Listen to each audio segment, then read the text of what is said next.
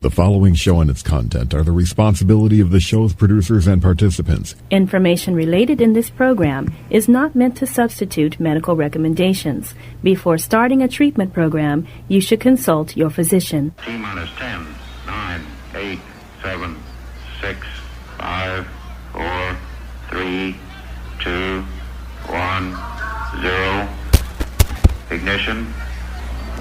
Liftoff.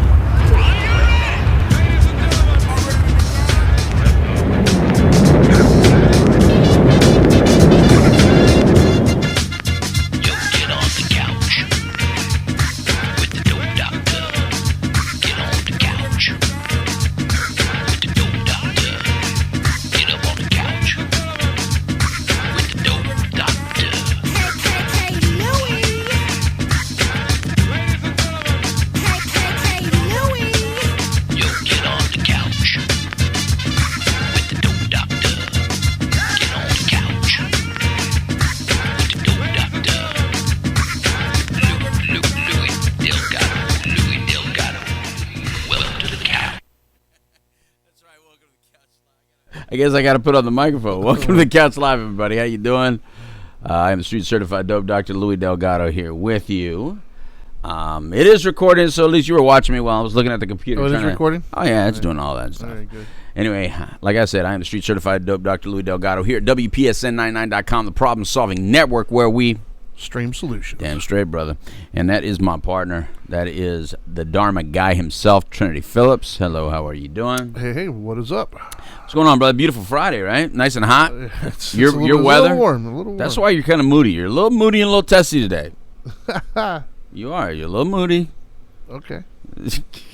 Oh, you're gonna do the okay method on me? No, is that what you're gonna do? I don't know if I would call it moody, but I was definitely hyped up earlier. You seem. Although the hyped squinting. The hyped up has nothing to do with that sun that we have parked in our thing. Whatever. He's squinting at this light that I got for the Instagram Live people. I Dude, put look up at the this difference light. between our phones. Look how bright your phone is compared to mine. Well, I mean, you don't have a light. Plus, my settings are down. That is so bright. Well, that's all right. I'll get used to it. Hopefully, he's such or I'll need a transplant. Just so you all know, I'm the prima donna of the show. I'm the prima donna. I've learned by watching you. I'm the high maintenance one, man. Not you. You're supposed to be low maintenance, Trinity. I'm trying. Yeah, man. You can't be more high maintenance than me. That's just not the way it works. This is really bright. Whatever. Like when I close my eyes, all I see is circles everywhere. He's such a Holy baby. cow, man. God, this is a show that focuses on addiction and recovery and all things in between. This is our 20th year on the air. The Couch Live has celebrated 20 years. It's 2019. That's a long time to do anything. Started in 1999. That's a long time. It is. And it's been a beautiful run so far. We intend to keep it going. Had a lot of co-hosts throughout the years, and Trinity's been with us, I don't know, about 8 years, I guess. I don't know. Something like that. We got to count it up, actually. We should at least know the year you started. Yeah. We got to figure it out. Yeah, I have no clue. At some point. But anyway... tell everybody who our sponsors are so we can get right into the show. The show today is going to be like, your addiction is an excuse. See what you think about it. I got plenty to say about that. It's in quotation marks because it's not what I said, by the way. So don't throw me no shade and hate mail and all a bunch of crap. But all we're right, going to talk about it. The lovely people who allow us to do this through an hour without commercials is going to be, we got Retreat Behavioral Health and Journey Pure, two addiction facilities that are fantastic. They're both on our other sponsorship page, which would be nowmattersmore.org. The foundation that him and I are both a part of. You can check us out once again at nowmattersmore.org. You can see more about Journey Pure Retreat as well as what we do. You can donate, see what we're all about, or you can call 833-NOW-MATTERS. And then, of course, we were just at a meeting yesterday, the Orange County Drug Free Coalition, big supporters since the 20 years have started. And then last but not least, the one that we've been kind of pushing lately is Sport Subaru South. That's because they have a huge event coming up called Share the Love, and that starts November 15th through December 31st.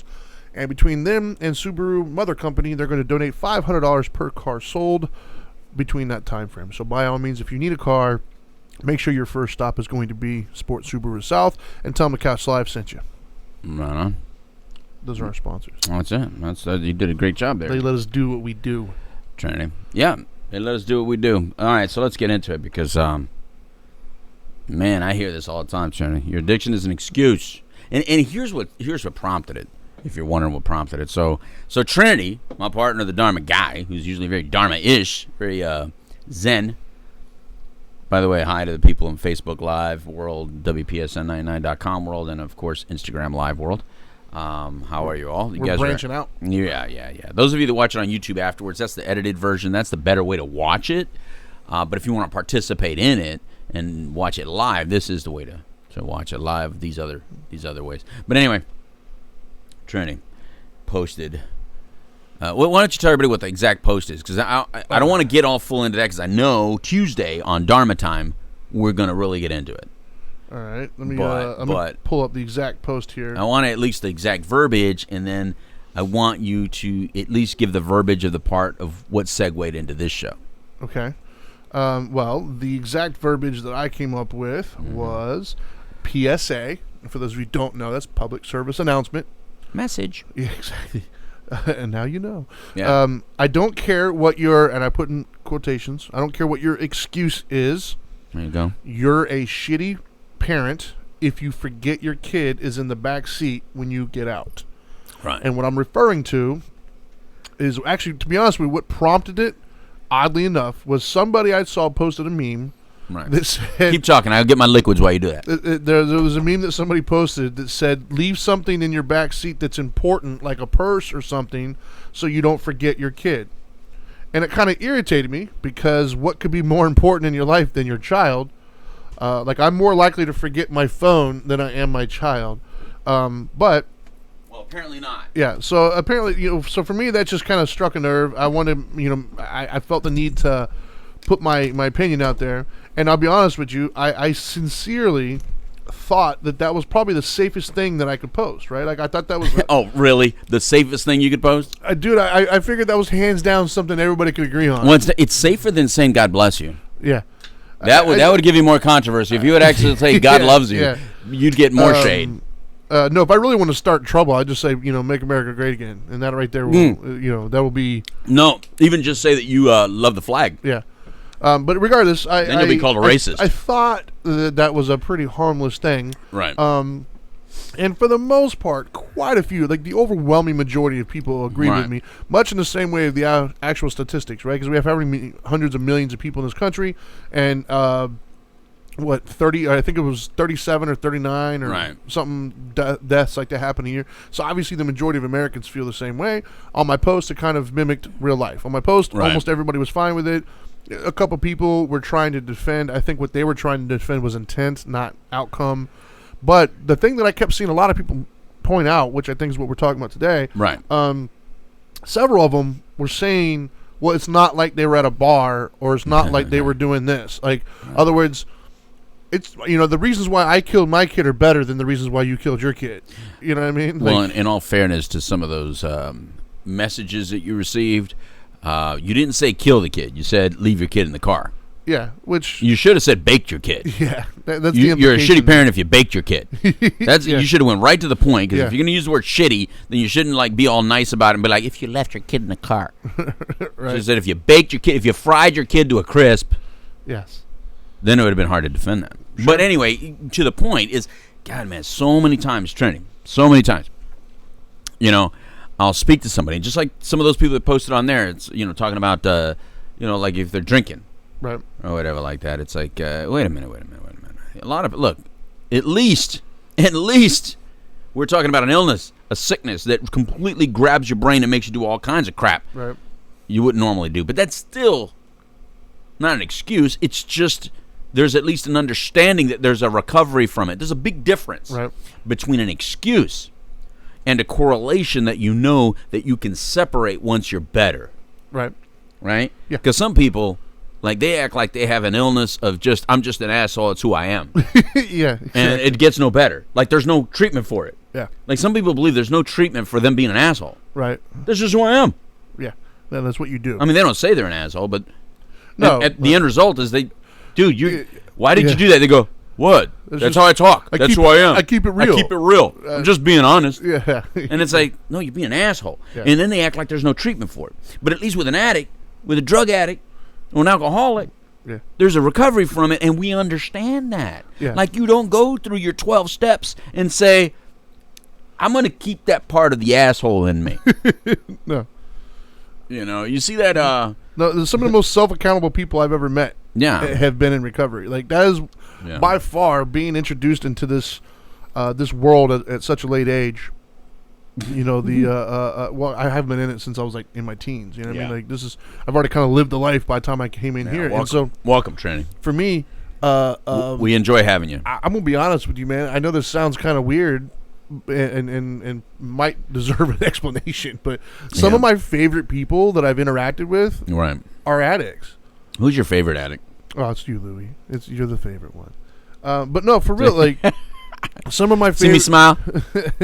Some of my favorite people, though, and I never thought I would have said this because I had such a poor opinion of addicts long time ago. A lot of people do. But some of my favorite people are in recovery, and it's because it's not necessarily just who they are as a person, but it's also a lot of them are so self-aware. Like, they've done so much internal work through going through recovery and things of that nature, the 12 steps, and taking inventory of the people they're so accountable and so self-aware. Right. Doesn't mean that they necessarily make the best decisions at all times. Not every time. No. But they can at least admit when they made a poor choice. They say, yeah, I kind of screwed that one up. To whereas a lot of people I know who are not in recovery still hide behind, what are you talking about? I didn't do this. Like, yeah, you did. Like, for instance, the leaving the kid in the car, a lot of people were coming up with all these excuses. But it doesn't change the fact that you baked your kid. Like, you're not going to give me an excuse that's going to justify that outcome. Yeah, and again, we're parlaying this into all kinds of things where people are afraid to correlate the two, the bad behavior with the addiction, because they feel like it's giving an excuse to the addict and somehow excusing the behavior so much that, no, we got to hold them accountable. Yes, you got to hold them accountable. As a matter of fact, we hold ourselves accountable too. Well, the point is that, but at least let's admit the correlation, meaning there's a treatment. Yeah. There's a recovery from. There's a solution. And I think that's the point that a lot of people don't seem to get when they get really pissed off at an active addict. Yeah. That there is a solution. Well, they go, oh, not for him. Yeah, they're too far gone. Oh yeah, every parent that wants me to help them with their child tells me before I speak to the kid, just beware. My kid, because you've never done this before. My kid is smart. I'm telling you, Louis, my kid is the smartest one. When they were in the 3rd grade, they could recite the entire Declaration of Independence by heart, and they're the smartest kid ever. They manipulate everybody. Just know that. Yeah. And I have to say, and I understand, I get it, and I'm going, yeah, I know. Sure. Yeah, I know what I'm dealing with because I mean, trust me, it takes a smart brain to become an addict. Sure. Dumbasses can't become addicts. No, there's a lot of lying and cheating and stealing you got to do. It's a brain disease. It requires a brain. Well, and I mean, that's why I said, well, like, when I used to do groups more, one of the things I would tell people when we would do these goal setting and skill, like self-assessments, essentially, of the skills that we have. Yeah. And one of the things I would always tell people, even when I first met them, I said, everybody in this room, when you're writing down your skills or your strengths, you all need to write down you're strong-willed, you're creative, whatever. And a couple times they were like, well, you don't even know me. I was like, but I know you're here, which means you're in recovery, or you're trying to, which means, could I not put you down in the middle of anywhere with no money, no phone, no nothing, and you'll get what you need by the end of the day? 100%. Well, yeah. I was like, that's called creative. That's called strong-willed. Resourceful. Hell yeah, man. We are friggin' resourceful. Heck yeah. You know? It's not, again, it's not an excuse. We don't need excuses. We know what we're doing sometimes. Of course. And I say sometimes because sometimes you're just out of your damn mind. Sure. You know, but I mean, very resourceful people. So you take out the drinking or the drug use, these same people aren't leaving their kids in the car anymore. Yeah. So what is your excuse, the people that you're defending out there, the people on your timeline that defended these people for killing their kids? You know, and what is their excuse if they're not an alcoholic and addict? They don't have a disease. If they don't have some sort of absent-mindedness, because now I have absent-mindedness, so now I have another excuse. I'm old, Trinity. Well, the thing I got some sort of thing happening in my brain where I forget everything. But let me tell you what I never forget. I never, ever, ever walk out of my house naked. Yeah. So the level of priority of clothing is way up here, Trinity. Yeah. Way up here. Now I may forget my keys sometimes, or your laptop, and I got to walk back in. I may forget my laptop. I may forget my energy drink. Or the cord that connects the laptop to our thing. Look, let's not make a whole damn list. But accountability, baby. But because the level of priority of my clothing is so freaking high, I never, ever forget clothing.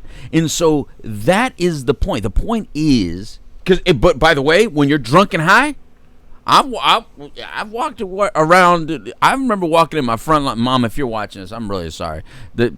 Please forgive me. There was a time I was so messed up that I forgot that I was in my underwear. I walked out in the front yard and was throwing up. And I was so sick and I felt like I was dying from what I did. I was overdosing. And legitimately. And I was like, oh, this is it. I'm going to die like this. Right. It was snow outside. I'm in the snow throwing up until I could throw up this little ball of yolk. And I'm not going to get into the whole story, but it was disgusting. But I remember I was like feeling like I was dying. I could care less who was watching. I could care less because all I was trying to do was calm the heartbeat down. I was like, if I don't calm down the heartbeat, I'm gonna have a heart attack. And so drugs and alcohol can do that. Yeah. But just regular. Yeah. If you have no, you can recover from other thing going on that you can't, then you need some help. Well, it's like getting mad. And that means you're not a good parent and you need help. Yeah. That's all you were saying. Yes. Get some help. Yeah. You suck at it. Yeah. Just because you drive a bus doesn't mean you're a great bus driver. Just because you fly a plane doesn't make you a good pilot. Well, guess what? If you happen to kill your kids, you're probably a shitty parent. Yeah. Get some help. You can become a better parent. There is a recovery. Of course. Well, the thing that did kind of... but you got a lot of... There's people mad at you. But I think it was very... the thing that did strike me, though, was a lot of them... In their defense of the behavior, a lot of them did create this separatism type thing. Right. We're not those people. Right? Like it was at least they weren't at a bar or they weren't cheating on their spouse. Yeah, like that makes it worse. That actually makes it better. At least there's a recovery from. And that's the direction that I'm coming from is like, wait a minute. If I hear a person who is struggling with the disease of addiction who forgot their kids, I'm not shocked. Right. I'm disheartened, I'm disappointed, and I'm sad. Right. But I'm not shocked. I'm like, that kind of happens. I get it. Right. But if somebody else that doesn't have those things and we're just kind of bad at time management, I'm like, dude, what? You're worse. I'll give you a scenario. Okay, let's put the two up against each other.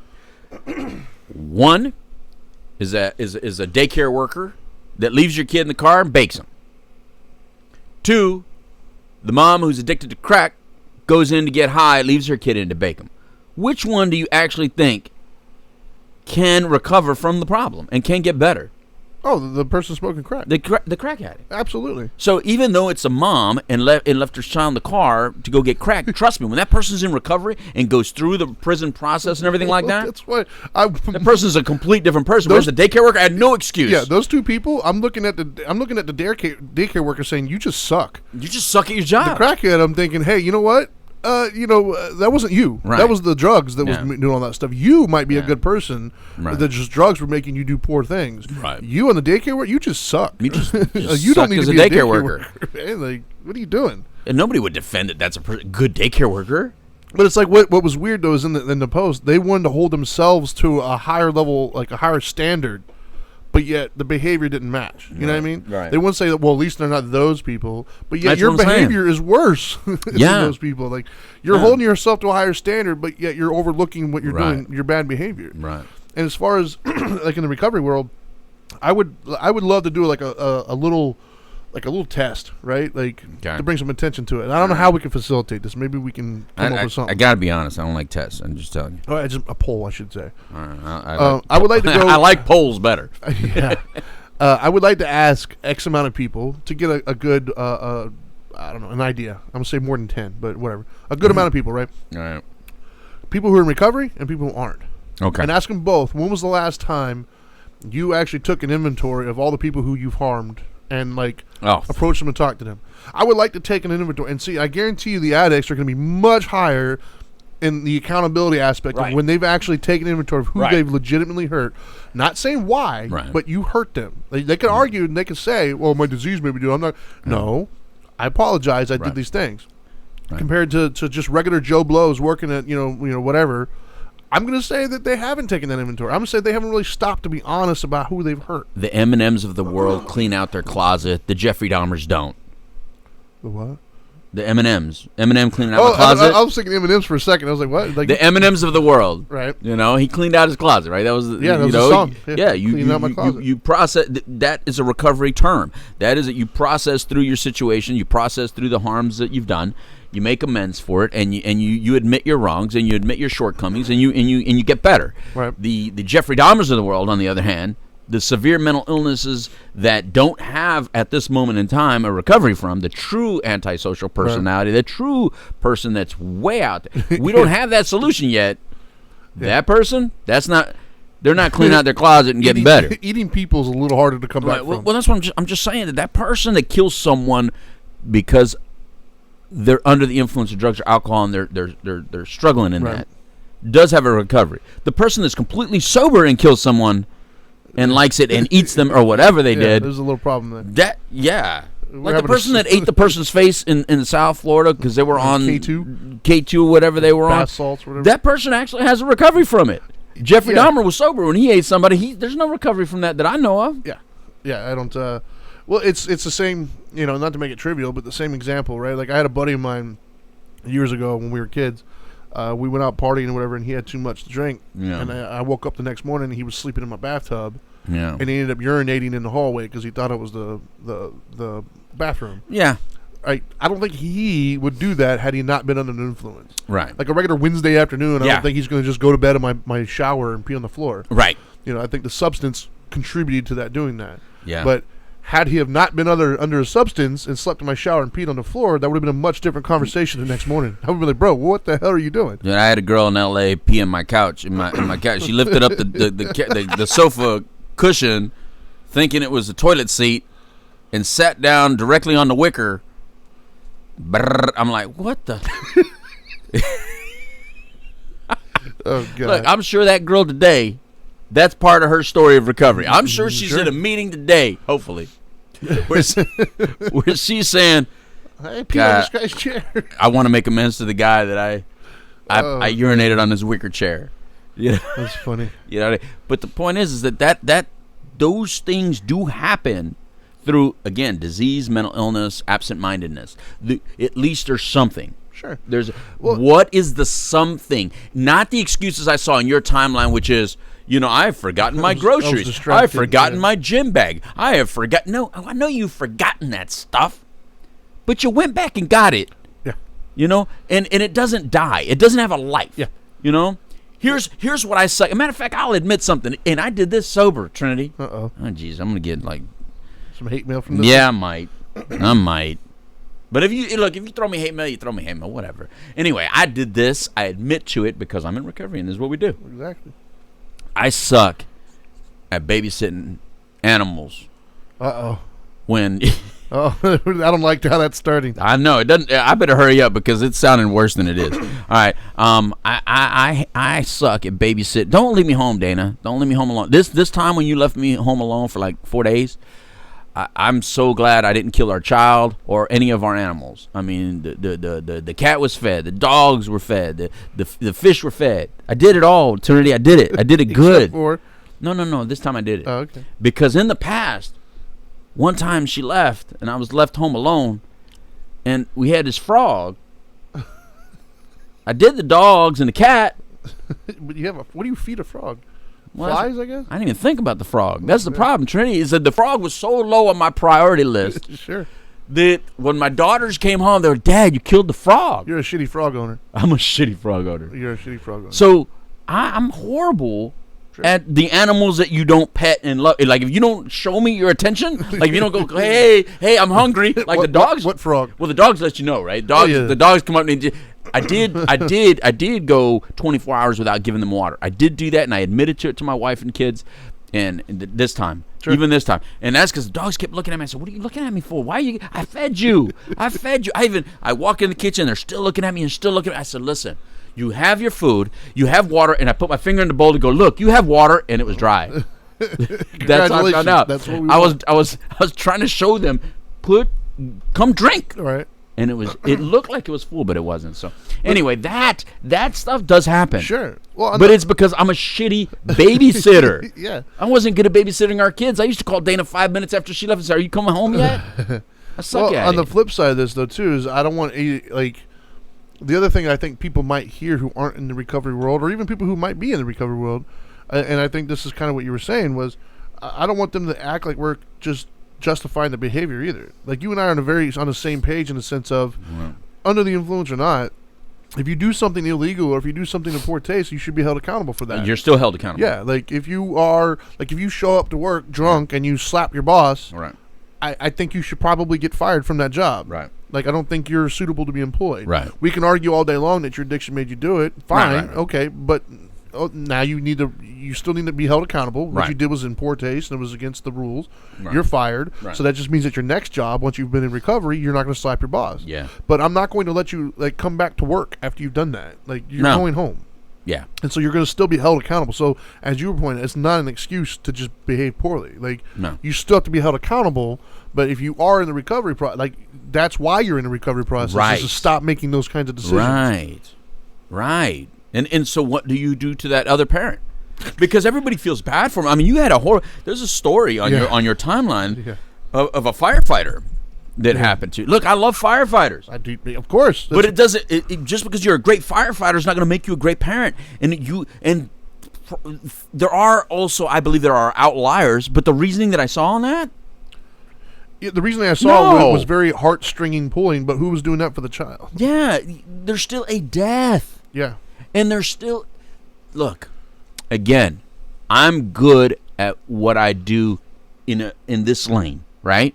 I feel like I excel in a certain lane, but outside that lane, Trinity, I suck at so many things. Sure, I suck at so many things, and that's okay. The problem is we feel like because we do something, we're good at it.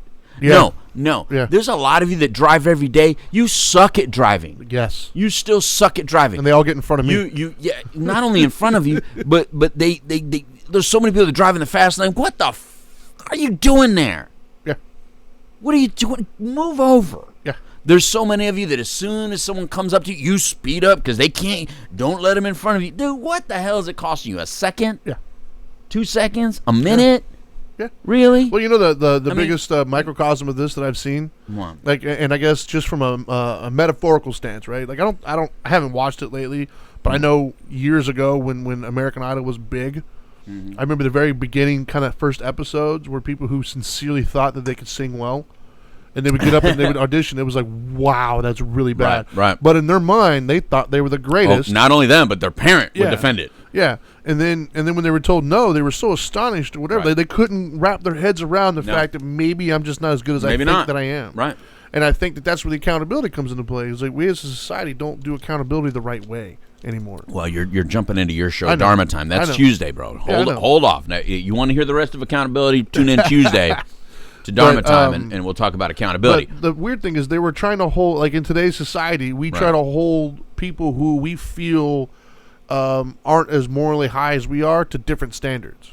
Right. Like, for instance, like I said in the thing, they were all saying, well, at least they weren't at a bar. Right. Like, they were trying to hold them higher accountable than they were holding themselves. Look, bottom line. Ridiculous. Bottom line is I think that when you did that post, Trinity, people viewed it as that you were being a bully. Yeah. You used bully language. You used the word shitty to a parent. Some people deserve to be bullied, though. And when you say shitty parent, that sounded like bully language to people. And we're in a society and we're in a time where people are they're less tolerant about you using that kind of language to, like, certain people. Like, if you would have said shitty president, bro, you would have been, there would have been accolades. They would have given me an award. You know, you bully the president, you're allowed. You bully America, you're allowed. You bully anybody else, you're allowed. But if you said shitty parent, that for some reason, that was looked at bullying land. Now, here's the deal. That we have to be able to call a duck. We have to be honest. In recovery, we are brutally honest, and the reason we get better from a disease that wants to strangle you, it wants to kill you, it wants to destroy every frickin' thing we have around us, right? We have to be brutally honest. Well, let me tell you something, people. You gotta. Those of you that aren't addicts, you can learn something from that. Yeah, I think everybody should go through You the can 12 learn steps. something. Be brutally honest instead of Yes. being biased, instead of being one-sided, instead of only agreeing with the people that agree with you. Be brutally honest. That some people are just not good at something they do. Yeah. And just because I'm Mexican, don't defend me. Right. Right? Like now, because now I can play that card everywhere now, Trinity. If you Sure. say, "Hey, Louie, why were you late today? You didn't get here till 15 minutes before the show." I could say, "Brown time, brother." Yeah. I'm on Mexican time, and for some reason, that's some sort of excuse. Yeah. By the way, I may actually use that excuse at some point, but right? Sure. I mean, it's like in other words, we continuously we're not allowed to say something to some people, but you can say it to other people. Yes. You know, And who's that, why did that woman say firefighter? Yeah. What did him being a firefighter have Exactly. anything to do with he killed his kid? Yeah. No, I Can you I even agree. say the sentence that he killed his kid, or do you have to say it differently because he's a firefighter? Look, I love firefighters. Of course. They save lives. That's who I'd call if my house got on fire. But I hope to damn well that he's a better firefighter than he is a parent. Yeah. You know, because unfortunately, there's going to be a lot of therapy that guy's going to need and some healing so he can, if he has other kids, be a better does have parent. another one, yeah. Yeah. Because he'll never do it again. I promise you, he'll Oh, never he'll do it never do again. that again. Whatever he does from here onward, he won't do it again. And but that's the way it is, right? Yeah. We suck at something, then we learn about it, and then we don't suck at it anymore. Yeah. But you got to at least be brutally honest and say, yeah, I sucked at it. Well, I think that's You the know? key. is I sucked brutal. as a parent of babies. My kids peed and pooped. I sucked at it because I play ignore. And I would do the countdown. When is Dana coming home? I was a bad husband and bad dad because I was like, I little babies and me don't go well together. Like, you're great at it. You're great at little kids. I suck at little kids. I'm great at teenagers. I'm great. Give me the attitude. Give me all. I can handle it. Let's have a conversation about it. I can deal with tough issues. Sure. But don't give me baby poop and pee, and don't ask me to take you into the bathroom because I don't even want to go in there. Public restrooms suck. That's funny. And I don't know how to cook, so unless you like Fruit Loops, and damn it, how old do you have to be to freaking get your own damn Fruit Loops? Right. I suck at being a parent for babies, and I admit it. Sure. And I was sober. So I didn't even have an excuse. Yeah, I just I don't know, man. It still boggles my mind though that was the go-to for so many people. Right. Was, well, at least they're not at a bar. Yeah, whatever. Like, what? Look, Because addicts don't need an excuse, man. We have to get brutally honest. We don't like it. Yeah. We don't like excuses. We use them for a lot of you people out there just to get over on something. Right. You know what I mean? Or at least a correlation. What we're really saying is there's a correlation. This is when an addict uses a excuse, they're just giving you a correlation. They're saying that's not who I am inside. That's not who I am as a person. Yeah. But when I'm in my disease, that's exactly who I am. And that's what we're trying to say. Well, I love the brutal honesty though. Like Right. I'm a firm believer, man. I think everybody should go through like the 12 steps. I think I don't care if you're an addict or not. I think everybody should go through. I think it's I think we should spend more time getting to know ourselves. And then maybe if we did that, we would have more productive tolerance of other people. Because I think there's productive, and like we did a show on Dharma Time, overcorrecting. Right. I think that lack of insight in ourselves and others is what causes that overcorrecting. Absolutely. You know, I know me, being that I'm more educated and I've met more individuals in the recovery world, Right. I deal with recovery way better than I ever used to. Oh, yeah. Because I'm just more educated on it now. Well, I mean, come on. Just look. If you ever owned a business, right? Right. If you own a business or even a household, let's just talk about your household. If you never evaluate what you have in your house, what you still use, what you don't use, Right. how cluttered is that house going to be? Yeah. If you don't evaluate your business and see where your finances are, where's the money coming in, coming out, how's the staff performing, how's our business performing, you won't have a business for very long. In other words, you have to evaluate things on a regular basis, Of course. so that you can keep progressing, right? Yeah. Sears didn't correctly evaluate their situation, and they went out of business. Exactly. Yeah, young people will never know who Sears is. What No. Sears is? Isn't that sad? It'll be like Spiegel. They'll be like, Spiegel? Super young people won't even know what a mall is. I think. Right.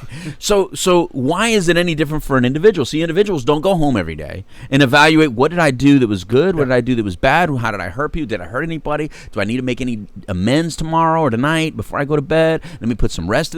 And the reason we do it is because the resentments and anger and frustrations or guilt and all that stuff adds up. Yeah. And if that stuff adds up, we get high and drunk again. Right? That's the fear. That's what other people that have fallen off have told told us, and we learn by their example. We don't have to just learn by our example. Right. You can learn by someone else's example, which is what every human should do. Learn by someone else's example. course. I know that trains can kill me. That's why I don't get in front of one. I didn't have to do that and go, oh, now I know. I get it now. I get it now. Yeah. No. So if regular everyday people would every day go home, evaluate their issue, evaluate their day, go through a process, make some phone calls, help somebody, do some service work. If you would do all that, I would say hit your knees, but some of you are going to get all pissed off. I'm not a religious person. You can hit your knees and still not be religious. That just simply means, give credit outside of yourself. Give some due and attention outside of yourself. Get out of yourself a little bit and into something else that you can draw strength from, some power from. If you do that on a daily basis, you will make better decisions. You will make amends. You will apologize. You will have better behavior as an outcome because you're not letting it pile up. Right. I don't even know how it would be to not evaluate your behavior on a daily basis anymore. Can you imagine? There's people out there, and this is a fact, Trinity. I'm going to give you a fact. There's people out there that not only don't evaluate their behavior on a daily basis, but instead validate their behavior on a daily basis when they get home by getting on the phone and gossiping about their problems and blaming, and their friend doesn't say, yeah, your boss is this, your boss is this, your husband is this, your dad is this, blah. And then if you do that long enough, all that is true. You just have to believe your own stuff. Yeah, how's that marriage going to work for you? How's that work going to work for you? Then you're going to be miserable every day you go to work. Of course. I know several people that do that. Yeah. Yeah, 100%, man. Yeah. Go home and instead of evaluating your behavior, you validate your behavior. Yes. That doesn't work. But and for me, that's one of the things that I've grown to love about the addiction world, man. It's just that the honesty, man. The let's be honest. It's not an excuse. It's not a valid excuse, I should say. You know what I mean? Like they take the inventory, but I do know some of them still early on in recovery that will use the excuse. Right. But what I like though, or it sounds like one. There's a team of people around them to help them kind of get perspective on that statement. Your sponsor never lets you take it as an excuse, bro. Yeah. A sponsor will always call you on your shit. I mean, it's just that's why you get a sponsor. Yeah. You don't just get a sponsor because it's a cult and it requires someone to keep you in the cult. Sure. You get a sponsor because you need somebody that calls you on your shit that's not a family member. Yeah. You know what I mean? Somebody that can hear you out and look, man, I remember this one guy I picked early on. He had a FU on the inside of his lip, and he was a biker, and he was all tough. He's got a bunch of tattoos, and I figured, this guy can hear my story. So I told him my stories. I figured he's not going to judge me. He looked at me, and he goes, man, I told him my story, and he goes, you're such a piece of shit. I was like, shit, this is supposed to be a non-judgmental program, man. But the point was that I learned something from that experience. I learned that, you know what, I have to admit that was a piece of shit behavior. Of course. I was a piece of shit. Not all the time, not to everybody. Yeah. But on the parts that I told him and I shared with him, and on those days, I was. And the only way to get better is to admit that. Yeah. And that's the thing, right, about excuses is you at some point have to admit it. That's how you stop it. That's how you go. You first have to acknowledge you're doing it. Right. And then that's when you can fix it. That's when you can kind of recover from it or whatever it may be. Well, what do you think? Yeah. Well, what do you think my best decisions got me here? Meaning, here I am in my right mind. I evaluated the situation as slow or as fast as I did. In my brain, with the best capability my brain had, it whittled through all the possibilities of choice. And it came out with the choices, I'm going to punch this guy right now. Yeah. That was my best choice at the time. Now, because of the outcome, you might say, you know what, that was a mistake. Yeah. But if I look at it and go, yep, it was a mistake, I don't fix it. Right. But if I say, no, that wasn't a mistake. It was a poor decision, but it was my best decision. In other words, through all my brain power at that time, through all my education, through all my life lessons, that's the decision I made. Therefore, you made a bad choice. Therefore, it made it through the committee. Yeah. It made it through the freaking committee. It went through the entire process of committee and became action. Went through all the checks and balances. Yes. So that was my best thing. So I better go back and I better clean house in my business because my business makes some really bad choices. You need to fire all the board members. Yeah, this board sucks. Yes. You have to do that. But if you look at it like, it's just a mistake, that's an excuse. And that's an excuse. That's what happens a lot with excuses. I think that people just don't want to admit my board sucks. Yeah. I think they want to. They want so desperately to love their board. They want so desperately to show that they made good choices with their board members that they don't want to admit that board member sucks. Some employees just suck. Yeah. And I have a lot of employees in my head that suck. And when they get exposed, they got to go. Yeah, pretty much. Yeah. The ones I make excuses for, they're still freaking there. Of course. They're still, I got like government employees in my head. Sure. No. I worked for the Postal Service for 11 years. Don't get upset, Mom and Dad, because you guys were government employees all those years. But what I'm saying, what I mean by that is like I got union workers in my head that take some time off when they, like they feel very entitled in my head. They may be good workers, but when they do something bad, they use it against me and they don't let me fire them. Right. And I have them in my head, and those people, the procrastinator, he's still in there somewhere. Yeah. He's still in there somewhere, Trinity. I swear to God, that guy, I don't know how he still sits on my board, but sometimes he has like such a heavy vote that the whole board will say, we need to do this. We need to do this today. And then the guy sits back and goes, no, we can do it tomorrow. Yeah. And then he somehow convinces everybody on the board. Sure. Yeah. All right, let's table this till tomorrow. We'll talk about it again tomorrow. And the stupid CEO of my board always lets him get away with it. Yeah. Not always, but like enough. Enough to like, what the fuck is wrong with you? You talked about my entire high school career. Yeah. But thankfully, my CEO was smart enough to get things figured out before. Oh, see, now you brought the word smart. Like I'm not smart enough. My CEO's not smart enough. My CEO was smart enough to see the flaw in that thinking. Oh, I think my CEO kind of liked that guy, unfortunately. Sure. For some reason. Of course. It lets him get away with it. We all love the party guy. Bastard. But he's not good for us, though. Bastard. No, my CEO can be swayed, man. The board can be very, very tricky, especially board members that have been on the board for a very long time. Right. The hurt one over there in the corner. Dude, I have some that procrastinator, he's like a senior member of the board. Yeah. That guy's been on he's got clout. Yeah. He's been on that board so long. He's like that old man that sits back and just listens the whole time. And right when the good action is about to happen, he goes, nope. I think you need to eat. I think we need to eat and think on it. Yeah. So then I'll go to the fridge and I'll eat instead of doing what I'm supposed to do. And after eating, then he goes, I think we need a nap. After the nap, then we can do it. Yeah, I have the procrastinator one there, but he doesn't have a lot of clout, but he's got veto power sometimes. Yeah. He doesn't have clout. Nobody listens to him, but sometimes he's able to. Now I use my one veto on this. Yeah, we're gonna not do that right now. Here's what I'm lucky. I'm lucky that I don't have. I'm lucky I don't have the board member that says the kid will be all right. Yeah, kid will be all right. Don't worry about it. It's just gonna be a minute. Yeah, I don't have that board member. Now, I did have the board member that says, it's just a frog. Yeah, who cares? He'll be all right. There's another one out there. Apparently. So, I never killed a pet that actually is considered a real pet. Right. Frog's not a real pet. No, the frog is an get accident. and I love frogs. By the way, my nickname is Frog. It's like I sound like that guy says, I have a Mexican friend. Yeah. I have a frog. I have a frog. I like frog, but, So what was your? Because I know what we started originally talking about, and I know we've. Also, I have no idea what we started. Well, I know we planned for on Tuesday. So what was in your mind when we started coming up with this thing? You specifically wanted to go to your addiction as an excuse. Yeah. Where was your head going with that? What were you trying to get people to know? Like, what was you? Well, what I'm saying is that unfortunately, it's not that it's an excuse. So don't attack me with that. There is a correlation, and I think that the word correlation needs to be used a little bit more somehow. What is another word for correlation? You're a wordsmith. What's another word for correlation? It's relative. It relates to. Yeah, it relates to. What else? Connected to. It's connected to. I think there's a lot of things that are connected, related. And I God, without too far into politics, like I think somebody can do. I think.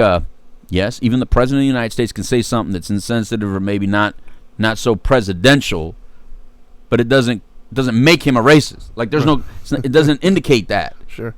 You know what I mean? Yeah. Or you can have people that like you that are racist, but it doesn't make you a racist. Sure. I got friends of all colors, creeds, religions. So in other words, there's some correlation, but it doesn't mean that that's who I am or that's what I promote or whatever. Right. And I think that there's too much. People connect things and act like, oh, that's your entirety. Right. So when people commented on your timeline, I think they were hearing that that you were calling that person a bad person. Yes. But no, you were saying that person's a shitty parent. That doesn't mean they're a shitty person. Correct. There's a connectivity that we're talking about the same individual, but there doesn't mean that it caused one is causing the other to be. I think, I mean, and that's what I meant. In other words, like just because I do something poorly in my addiction doesn't make me such a horrible person that I need to hurt myself, that I need to stay addicted, that I need to go off into the sunset and die, that I should keep putting a needle in my arm because I suck as a person entirely, that I should kill myself. No, that means you've done bad things. That means you've done poor things. Yes, you have. You effed up. Yeah. But you know what? There's a recovery from. So the main point is to know that loved ones out there, that there is a recovery, there is a treatment, there is a solution. And for you that are using, yeah, you've done a lot of bad shit.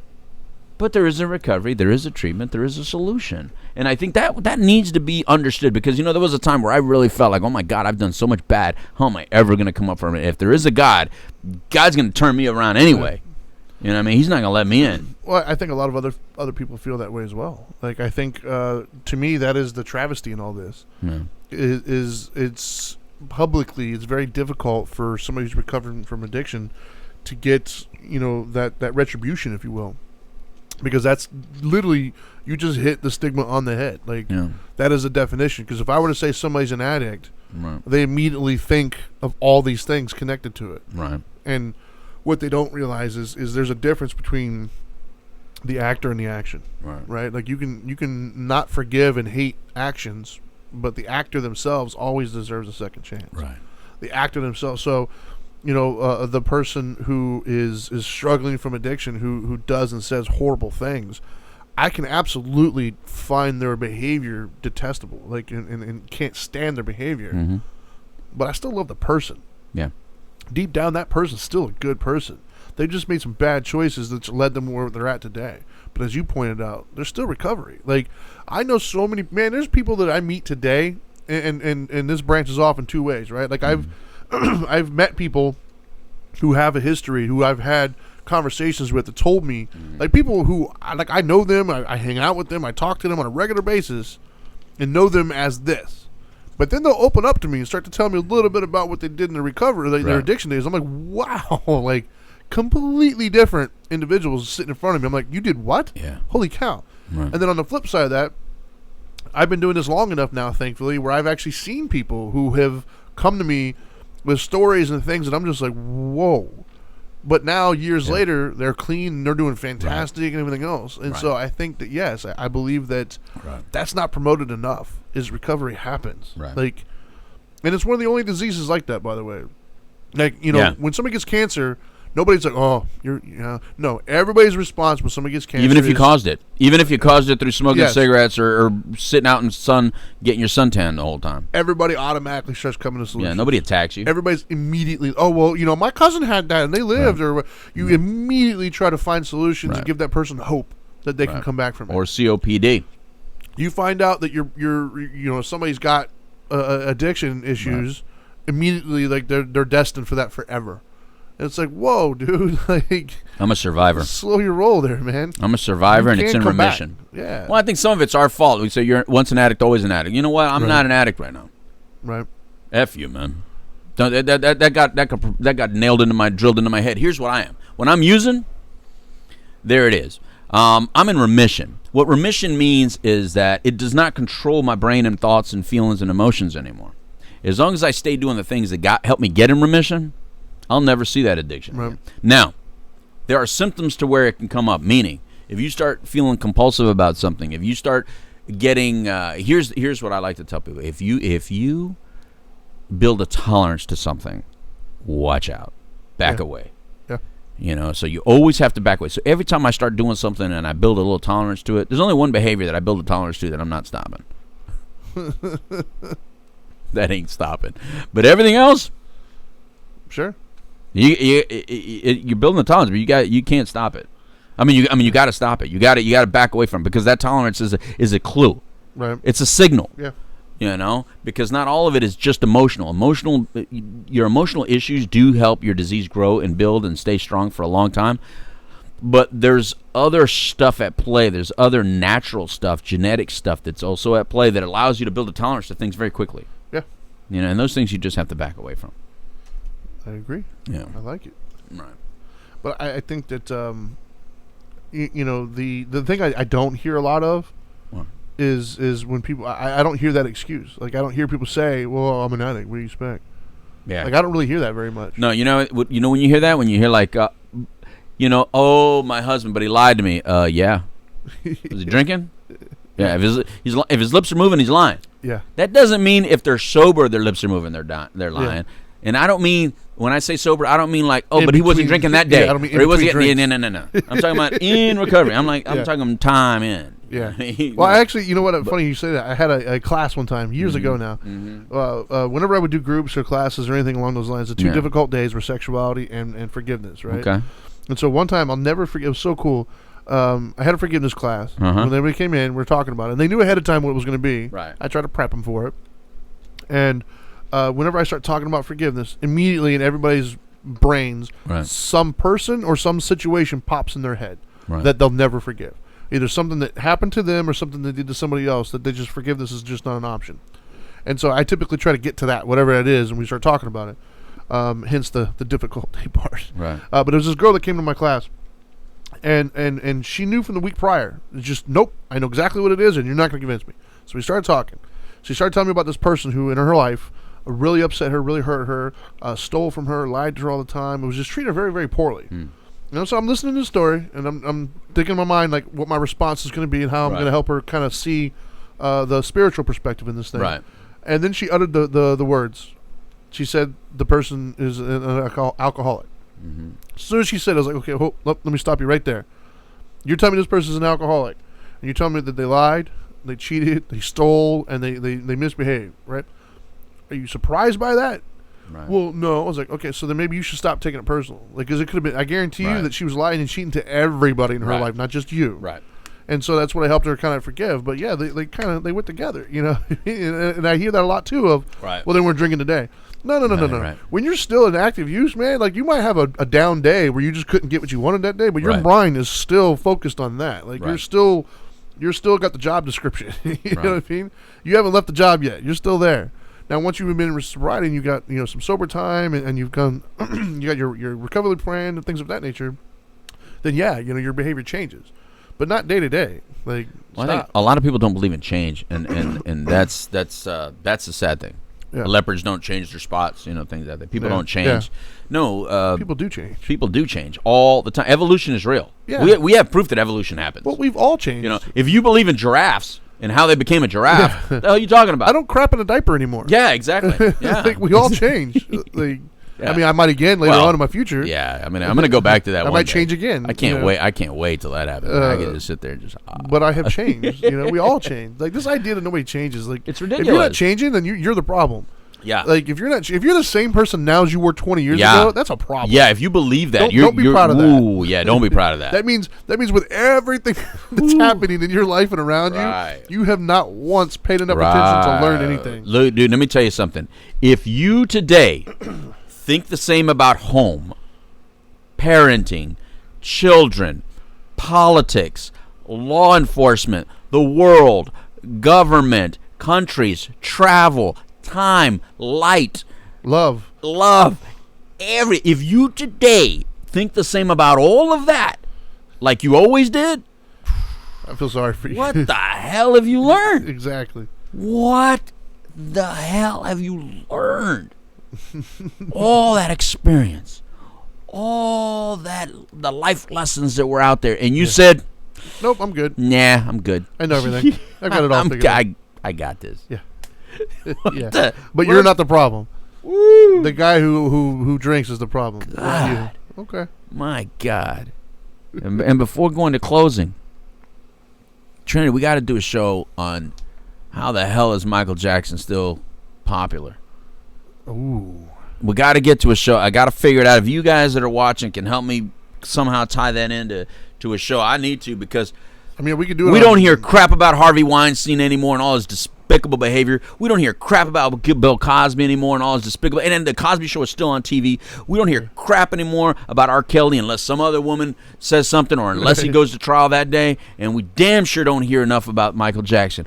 What the hell is going on where everything on television is about stuff that may or may not be true, your opinion, but these are real people that have destroyed real lives, and there's real victims. That how are victims out there of these kinds of tragedies supposed to feel if we act like we give a damn, but that's the kind of coverage that we have. We only care for a minute, or nothing is. We love who they are so much that we don't care what they did to you. Yeah. Dude, Michael Jackson is everywhere still. When I was in LA, when I was in Vegas, he is still loved by so many people. I can't stand it, bro. Yes, he put some good music out there, but damn it, man.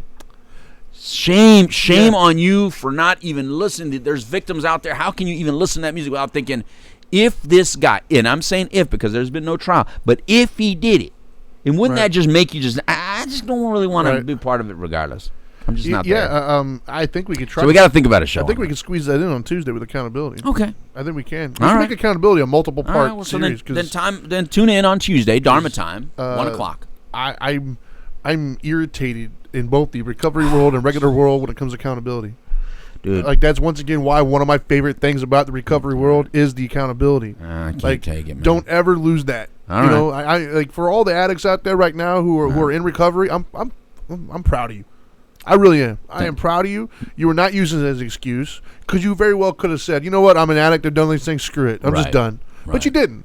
You went ahead and I don't care if it's the 50th time. You did the damn thing. You got up and you went and you handled it. You didn't use it as an excuse. Every damn day. You handled your business. You went to recovery. You did the work. You listened to the people, and you make the choice every day not to do it.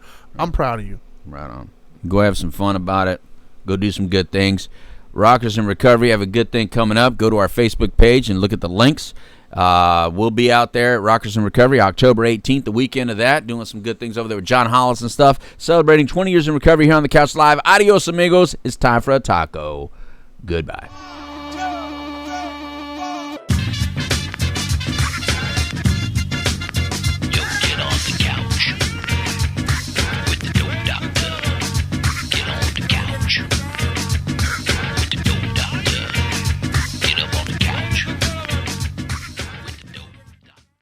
And that was without even a single drop of rum. That was awesome. He really grows on you, doesn't he?